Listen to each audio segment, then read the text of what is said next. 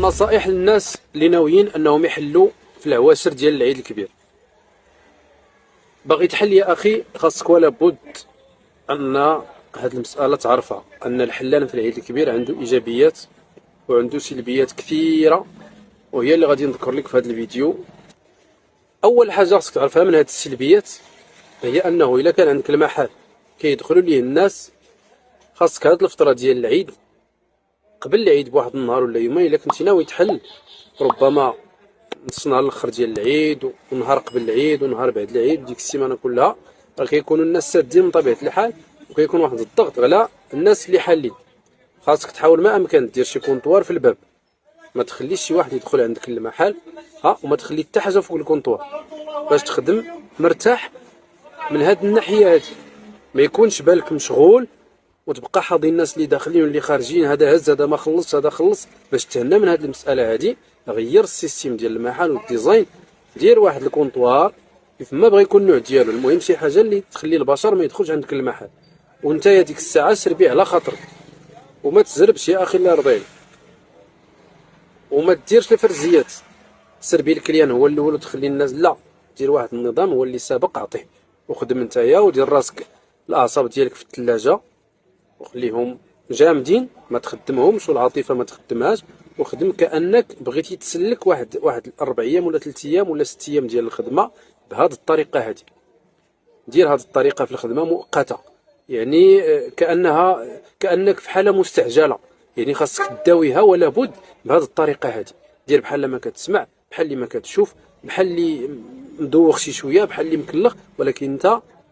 سكران وحاضي حوايجو اللي كيقولوا، سكران وحاضي حوايجو، باش هكا غادي تغلب على داك الاندفاع ديال الكليان اللي كيكون كلشي زربان وكلشي باغي يهضر وكلشي باغي، يعني بدا تيهضر ديك الهضره، داكشي كله هو ما تسمعوش وما تديهاش فيه. انت ديها في الخدمه ديالك وركز على الحساب، سربي الكليان حتى تكمل ليه، تخلص من عنده كذا الى اخره. الا لقيتي كيفاش تفادى صحاب الكريدي قول لهم هاد الايامات اخوتي راه ما كنكريديش، سمحوا لي، حيت ما المهم لقى انت شي اعذار باش تفادى الكريدي. الا كان ولا بد زمم هو الاول يا اخي، ما دير حتى حاجه حتى تقيد، وما تبقاش تقلب على السميه ديال فلان. دير واحد الوريقه كبيره وديرها كاروات الا عندك بزاف ديال الكريدي وهذا، وكل واحد دير السميه ديالو وقيد. المساله الاخرى اللي خاصك دير ولا بد هي انك تنظم الوقت ديالك. داك الحلال بكري ما عندك ما دير به، خصوصا الا كنتي بوحدك، مازال الا كنتو جوج غادي تحاولوا يعني تسارحوا بعضياتكم، اللي عيا يمشي يتسارح شويه وعاود يبدل الجو، ماشي بالنعاس ولا هذا، غير خرج جيب دويره باش تنفس داك الدماغ ديالك ورجع عاود خدم. اما الا كنتي بوحدك فخصك تنظم، ولا بد انك تحل مثلا مع ديك 9 ولا 10 ولا شنو هو، لانه داكشي ديال الحليب وهذا ما كيكونوش خدامين اصلا في ديك اليومين ولا شنو هو ولا 3 ايام. المهم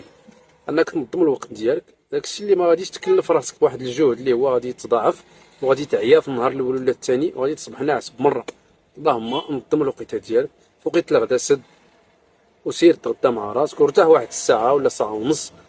غير فيها الجو ديال التجاره وهذا، ورجع بحالك للمحل ديالك وخدم ثاني من ديك العصر حتى الليل، حتى وكان تسد على خاطرك، وهكذا غادي تقدر تسلك راسك. بالنسبه للعيا ما غاديش يكون،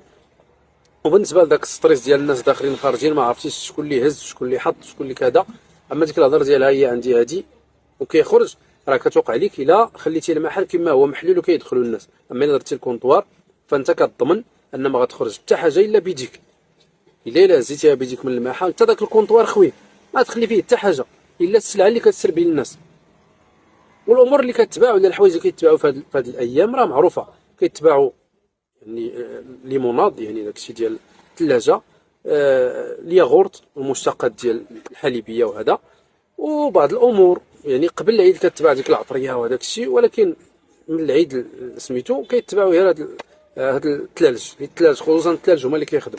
الا خصاتو شي واحد شي باكيه ديال اتاي ولا السكر ولا هذا راه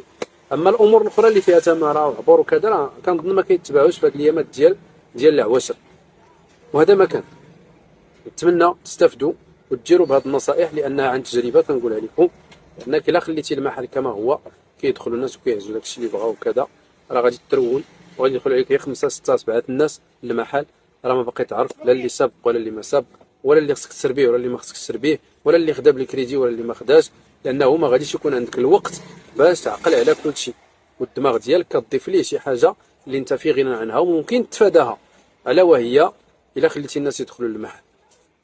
راه حركه وحده سهله بسيطه غادي تفادى بها كاع هاد المشاكل، هو انك تسد هذاك الباب ديال المحل، دير كونطوار على برا وسد الناس ورد عليهم داك سميتو، ما تخليش ليهم فين يدخلوا للمحل، وخوي هذاك الكونطوار من السلعه وما تخلي حتى حاجه على برا، باش يجي الانسان يهزو يقول لك ها هي قيدها وتيمشي صافي. راه انت راه ماشي عندك انت هذا الشيء بلا ما نعاودوه. المهم راكم فهمتوا الرساله كيفاش دايره. الا وصلتي حتى لهنا بارطاجي باش يستافد الغير، ودير واحد التفاعل اللي زوين، تعليق وجيم الى قدرتي. والسلام عليكم ورحمه الله وبركاته.